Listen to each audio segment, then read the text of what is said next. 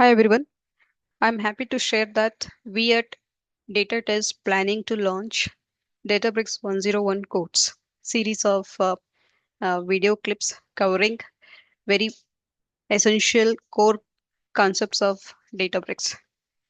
Here is the list of topics we are planning to cover as part of this Databricks 101 playlist.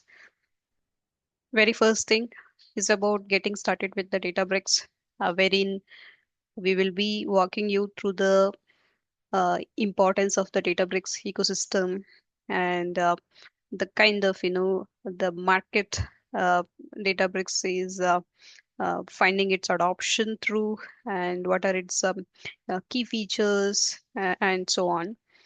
Next, we will be walking you through setting up the required hands-on environment for practicing across your Databricks skills.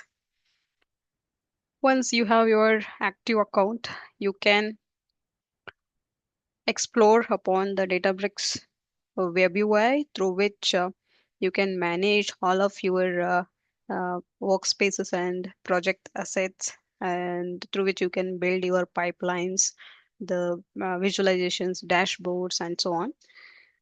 Next up, uh, we are going to talk about mainly the Databricks analytics persona thing. So that's the thing, but focus of this course is on to Databricks SQL.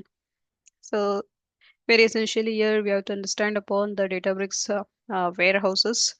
How do you set up them, and what are the different types of the data warehouses Databricks offers, and how to choose the required data warehouse, and how to be cautious about the scaling feature of them and all. Then we will delve into the Databricks object hierarchy, wherein you will understand how do you actually do the data analytics with Databricks. Uh, this is where, just like your database or the data warehouse, wherein you create the data bases, the tables, the views, and so on. So that hierarchy we are going to look into in Databricks as well. So is that all? Is that all we have like database and tables? Much more than that, actually, the Databricks. So it is paving way to the new data era, and we have a lot more things to explore with respect to the Databricks platform, and we will see them. So Databricks SQL to work with those data objects that you are going to create. What are these catalogs? And the database and tables of the Databricks ecosystem and their siblings like volumes and all we are going to look into. Next, like, you know, majorly the data is held by the tables, right? So what are the different kinds of the tables that we can create in Databricks? This is where we will be covering upon the managed tables, the external tables, the difference between them, and after that, we can have look at the views. Okay, how do you create views out of the one or more tables that are existing, and what are the different types there? The normal views, temporary views, global temporary views. What's the difference between them, and so kind.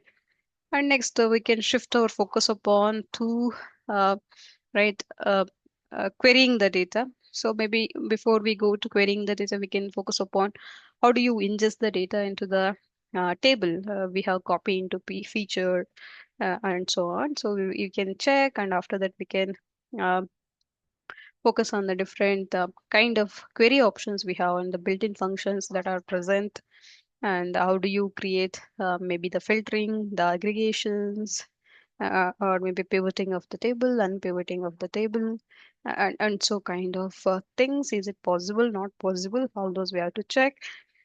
Then, very special uh, for the Databricks are the streaming tables and the materialized views. So, we are going to understand how these streaming tables and materialized views are different from the previous tables and views that I spoke about at the item number 8 and 9. Right. Next, we will have a look at the delta live tables concept, which is nothing but the declarative ETL framework offered by the Databricks, through which you can implement the medallion architecture, or otherwise called as the multi-hop architecture.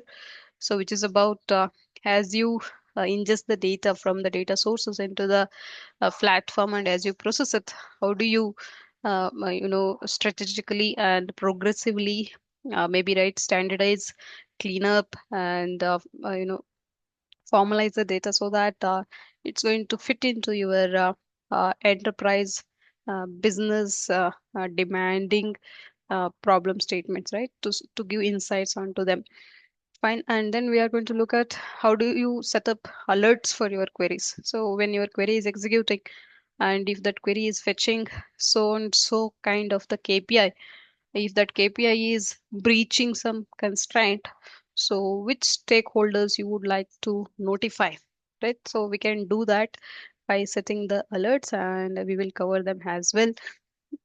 Most probably we can see that queries are something that we can save, queries are something that we can schedule, we can share them across, and out of the query results you can build visualizations like in Power BI, the bar charts, the pie chart, the heat map.